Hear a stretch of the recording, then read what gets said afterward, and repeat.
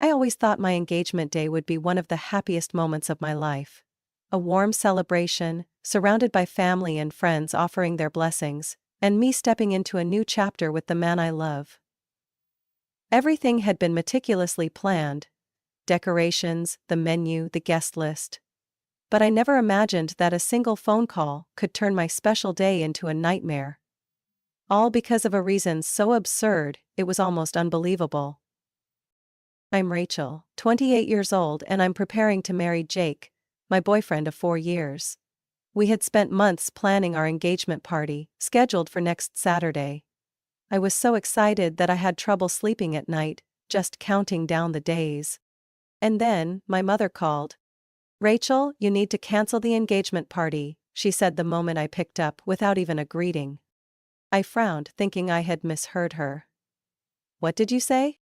"I said you should cancel that party. We're throwing a celebration for Haley that day. She just got promoted to manager. This is a huge milestone in her career." For a few seconds, it felt like my heart stopped. Haley, my 25-year-old younger sister, had always been the golden child of the family. I was no stranger to my parents favoring her, but this was ridiculous. "Mom, you must be joking," I chuckled, waiting for her to admit it was all just a harmless prank. But her voice remained as serious as ever. "Don't be selfish, Rachel, the guest list is the same anyway. Just move your party to another day, what's the big deal?" I gripped my phone tightly, my throat suddenly dry. "No, Mom. This is my engagement party. I've been planning it for months. Haley only found out about her promotion last week. She can celebrate any other day." On the other end, my mother took a long breath, and when she spoke again, her tone was ice cold. "Rachel, you're always like this, only thinking about yourself. Haley worked so hard for this position, can't you just step aside for one day?" This time I wasn't even shocked. Just exhausted. It was the same story, over and over again. Haley always came first, and me? I was just a shadow in this family. I held the phone, listening as my mother continued to lecture me, but my mind drifted back to old memories. The times I had been overlooked, pushed aside in my own home.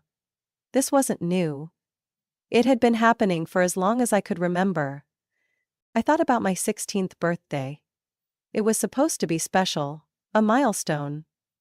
My friends all had grand parties, beautiful cakes, and thoughtful gifts. Me? I waited the entire day, but no one in my family even remembered. No birthday wishes, no signs that they even realized what day it was. I tried convincing myself they were just busy, that maybe they had a surprise planned for later. But it wasn't until my grandmother called that evening to wish me a happy birthday that my mother even realized she had forgotten. In a rush, she sent my father to the nearest convenience store to grab a small cake from the discount section. No candles, no presents. Just a plain cake placed on the kitchen counter as my mother said, "Happy birthday, Rachel," like it was a chore to be checked off a list. But what hurt the most wasn't the indifference on my birthday. It was what happened 3 months later, when Haley turned 13. My parents had been planning for months. A 3-day party, extravagant decorations, a fancy restaurant, a massive cake with her name written in gold-dusted chocolate. Every relative, even the distant ones, was invited. I watched as Haley basked in their love and admiration, and I wondered why I didn't deserve even a fraction of that attention. When I asked my mother why my birthday had been ignored, she simply shrugged. "We were just too busy at the time. Besides, what's so important about turning 16? Everyone has a birthday every year." But when Haley's birthday arrived, she said, "She deserves a big celebration because this is an important moment in her life." I used to think maybe I had done something wrong. Maybe if I worked harder, if I achieved more, my mother would look at me with pride the way she looked at Haley. But eventually I realized, it would never be enough. In my parents' eyes, Haley was always special, and I was just there. And now, when my mother asked me to cancel my engagement party just because Haley got a promotion, I finally saw the bitter truth. I had never been their priority. And maybe I never would be. The next morning, I woke up with a heavy heart, still replaying last night's call with my mother. I told myself to ignore it, to focus on preparing for my engagement party. But as I reached for my phone to check my messages, a notification from the family group chat popped up. Rachel and Jake canceled their engagement party? Heard they broke up? My stomach dropped. My heart pounded. What the hell was going on? I immediately checked my messages, only to find an overwhelming flood of texts from relatives. Aunt Linda, my cousin Sophia, even distant friends I hadn't spoken to in years were all asking the same thing. Rachel, is it true you canceled the party? Did something happen between you and Jake? I felt my stomach twist. Someone had spread a rumor that Jake and I had broken up, and as a result, our engagement party had been canceled. But who would do such a thing? The answer came sooner than I expected. I called my cousin Sophia to ask her directly. She hesitated for a few seconds, before speaking in a hushed tone. Rachel, Aunt Martha, your mom, called everyone in the family. She told them you and Jake had a big fight and decided to call off the engagement. She said because of that, everyone should attend Haley's celebration instead of wasting time on an event that no longer matters. I froze, my grip on the phone tightening until my knuckles turned white. I couldn't believe it. My mother hadn't just asked me to give up my party for Haley. She had taken it upon herself to decide for me, and then fabricated an entire story to manipulate everyone into following her wishes. I swallowed hard, trying to keep my voice steady as I asked Sophia. Did everyone believe her? Some did, but others were skeptical. I think you need to speak up, before it's too late. I immediately called Jake. As soon as he answered, I told him everything, my voice filled with anger and desperation. She can't do this, Jake said, his tone dropping into a dangerous calm. Rachel, we need to fix this, right now. I nodded, even though he couldn't see me. We're not letting her win. Within an hour, Jake and I launched a full-scale effort to reclaim the truth. We sent messages to all our guests, posted public announcements on social media, and even made direct calls to those closest to us to make sure they knew the party was still happening as planned. But as I set my phone down after the last call, a sense of unease still lingered in my chest. I knew my mother. She wouldn't stop here. This was just the beginning. I realized that simply posting online and making calls wouldn't be enough. The rumor had spread too far, and if I didn't confront it directly, some people would still believe the false story my mother had created. I decided to go to Aunt Karen's house, my father's sister. She had always been somewhat kind to me, and I hoped she would at least listen and stand by me in this mess. But as I approached the door before I could even knock, I heard her voice inside, along with my cousin Lauren's. I just can't believe Rachel would be this childish, Aunt Karen said, sounding irritated. Canceling her engagement party just because she doesn't want Haley to have a good day, that's so selfish. My heart clenched. I'm not surprised, Lauren chimed in. Rachel always acts like a victim. She probably just wants attention. Poor Haley. She just wanted to celebrate and now she has to deal with this drama. I felt like I had been slapped. Did they really believe my mother's story? Without hesitation, I pushed the door open and stepped inside. Both of them jumped in shock when they saw me standing in the living room doorway. So this is what you really think of me? I asked, my voice ice cold. Aunt Karen immediately tried to recover. Rachel, sweetheart, we didn't mean. Didn't mean what? I cut her off, my gaze unwavering. You just called me selfish. You just said I canceled my engagement party out of spite for Haley. Did you even think to check the facts before believing whatever my mother told you? Lauren fell silent, clearly uncomfortable. Aunt Karen didn't respond right away. I took a deep breath, forcing myself to stay calm. I never canceled my engagement party. My mother made that up. She personally called everyone and fabricated a complete lie, just to make sure no one would come to my event and would go to Haley's instead. Aunt Karen looked stunned. I continued. My mother has always favored Haley, always put her first, but this time, she went too far. And what disappoints me the most is that everyone believed her, without even asking me once. Lauren lowered her head, looking guilty. Aunt Karen blinked a few times before sighing. I didn't think it was like that. I just heard it from your mom and assumed. Rachel, I'm sorry. I clenched my fists, still feeling bitter. An apology means nothing unless you help me correct this, I said firmly. Aunt Karen, Lauren, if you truly feel sorry, then tell everyone that I never canceled my party, and stop spreading my mother's lies. They both nodded immediately. As I walked away from Aunt Karen's house, I didn't feel entirely relieved. But at least I had reclaimed a part of my truth. The only problem now was, what would my mother do next? That evening when Jake and I stepped into the event hall, I held my breath. I had spent the past week worrying that no one would show up, that my mother had succeeded in manipulating everyone. But as the doors opened, I was stunned. The room was filled with laughter and familiar faces looking at me, warm and radiant. The people who mattered had chosen to stand by me. Not just Aunt Karen and Lauren, but also Uncle Robert, Aunt Linda, my cousin Michael, and many others. Even some relatives I never expected to care had shown up. A wave of warmth spread through my chest, dissolving all the worries I had carried for so long. They had really come. They had chosen to believe me over my mother's lies. Rachel, my dear, I heard my grandmother's voice before I felt her arms wrapped tightly around me. She was over 80 now, but she was the only one in my immediate family who had ever given me unconditional love. I hugged her for a long time, feeling my eyes sting with unshed tears. I'm so proud of you, sweetheart, she whispered. Jake squeezed my hand gently, a silent reminder that I wasn't alone. I took a deep breath and smiled brightly. My parents didn't come. Haley didn't either. There was no text, no call, no acknowledgement that this was an important moment in my life. But strangely, instead of feeling sad, I only felt relieved.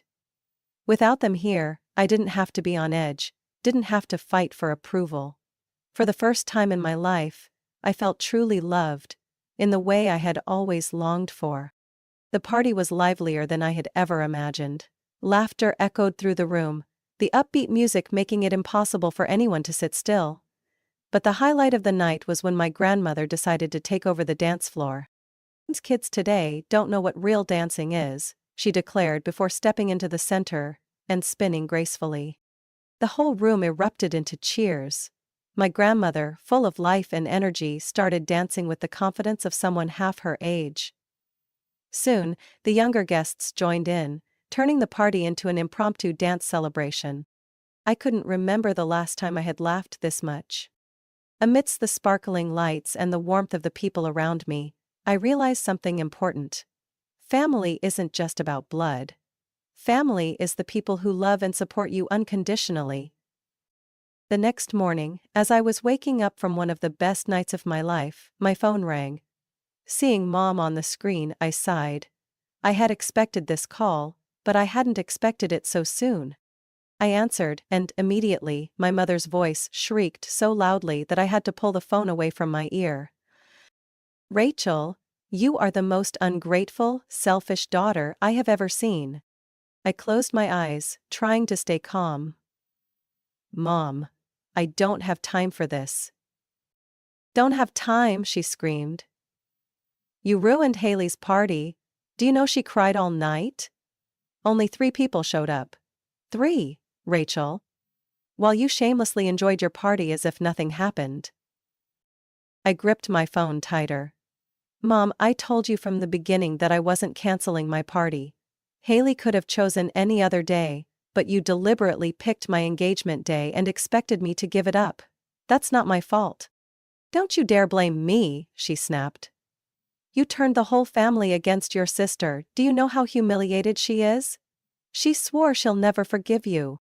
I felt a familiar pang in my chest. I was used to being blamed, but this time, I didn't feel guilty.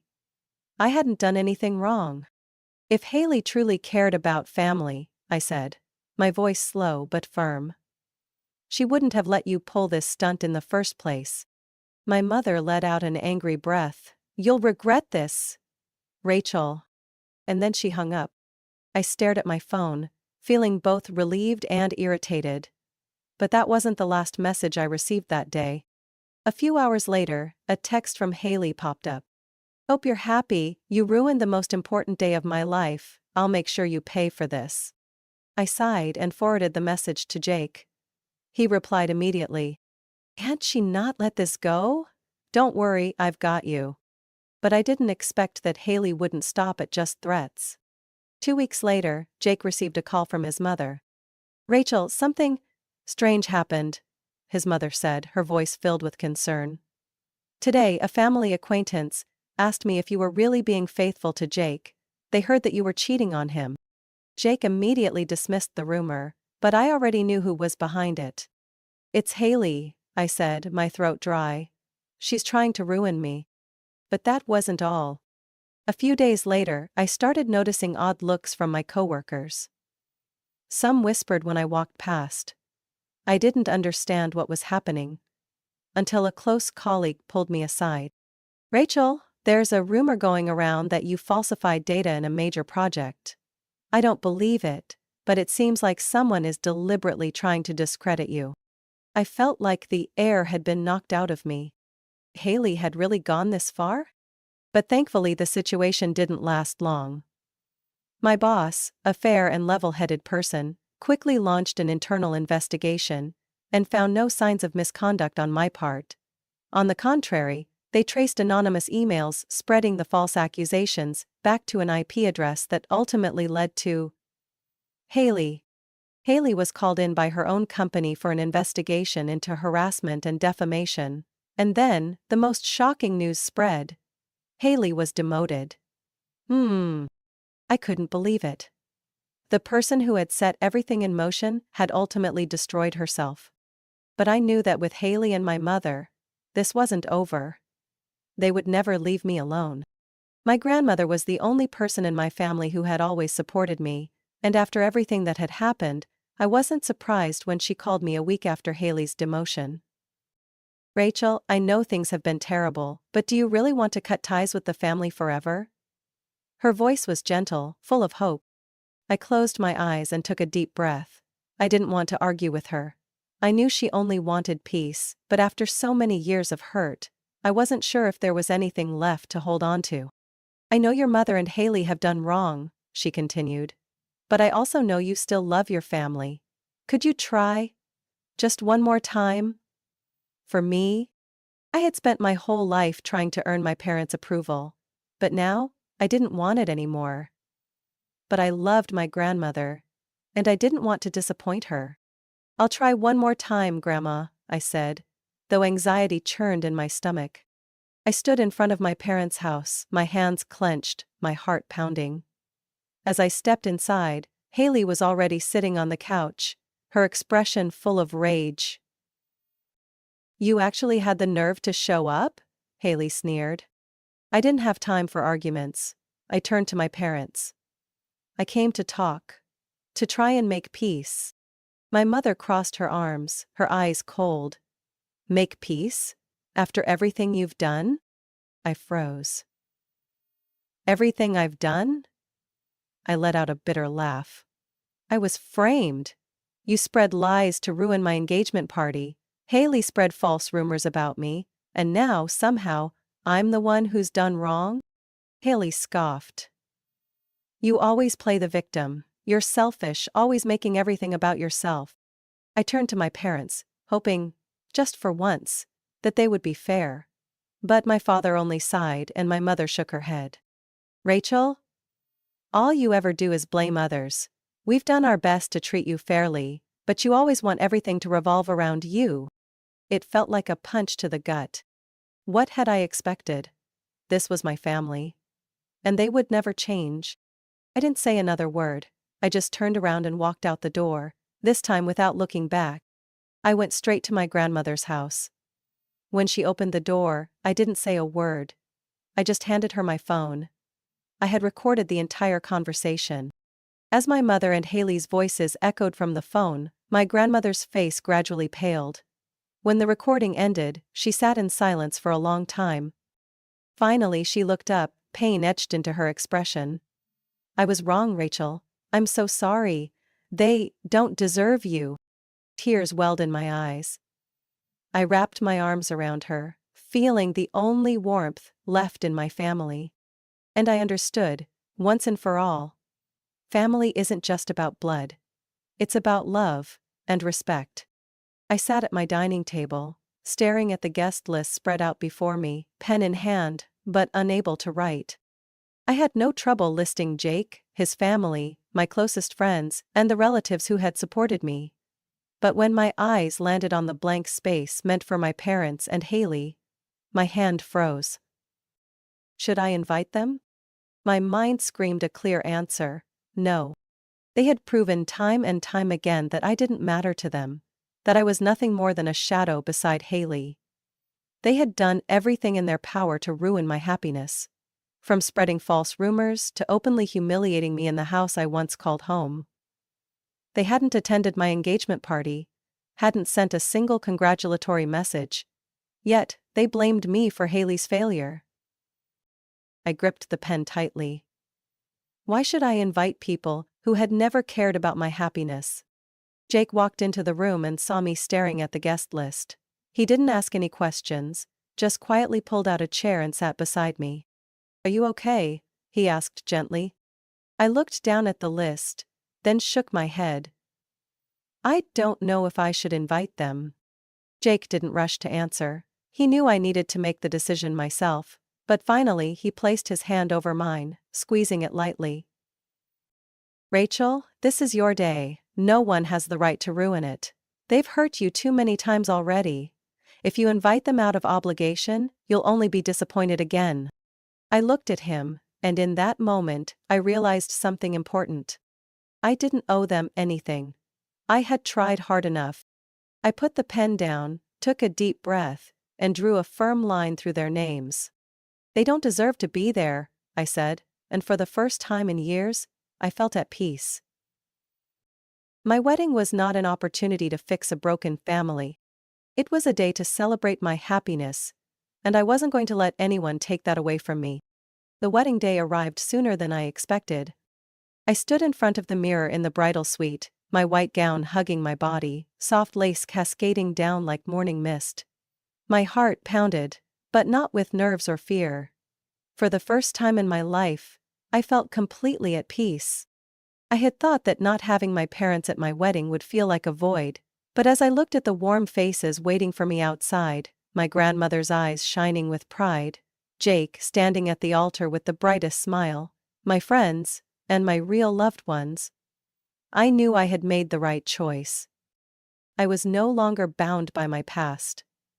Today, I was stepping into a new chapter of my life. As the music began, I took my grandmother's arm and walked toward Jake.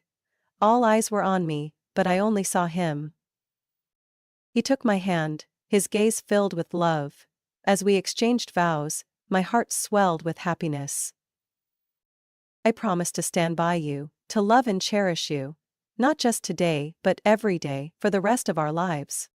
I squeezed his hand, my voice thick with emotion. "And I promise the same, Jake, to build a life filled with love and happiness with you."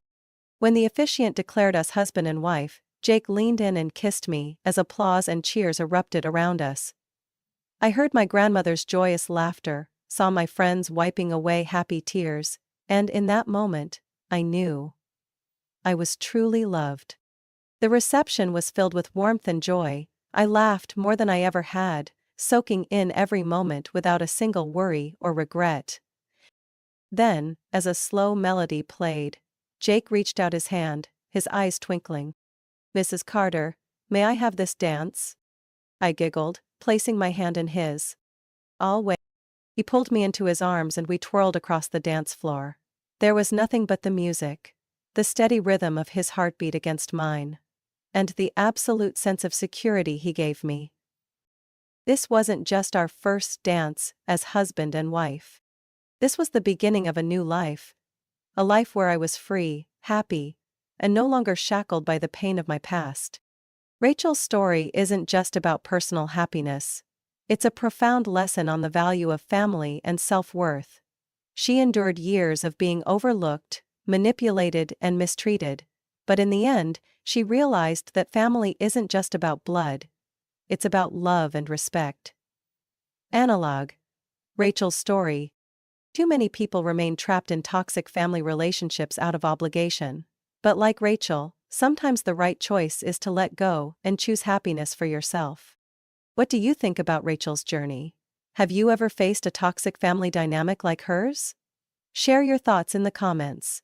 And don't forget to follow our channel for more inspiring stories about family and life. See you next time.